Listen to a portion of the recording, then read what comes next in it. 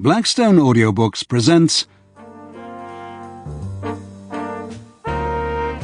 Don't Point That Thing at Me by Kyril Bonfiglioli.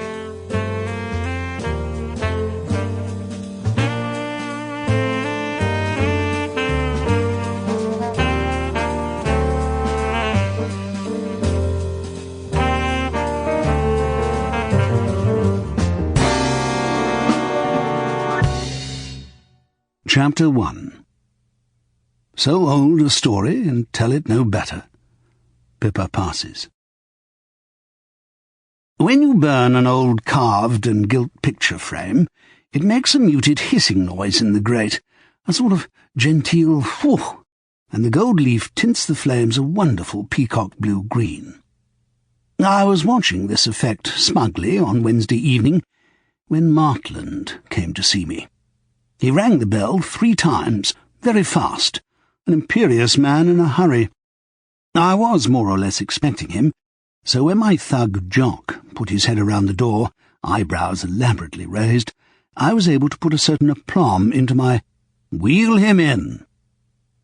Somewhere in the trash he reads, Martland has read that heavy men walk with surprising lightness and grace. As a result, he trips about like a portly elf, hoping to be picked up by a leprechaun. In he pranced, all silent and cat-like and absurd, buttocks swaying noiselessly. "Don't get up," he sneered when he saw I had no intention of doing so. "I'll help myself, shall I?"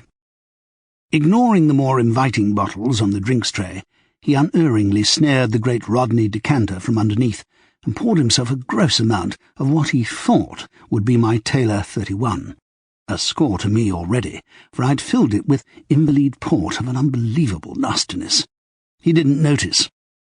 Score 2 to me. Of course, he is only a policeman.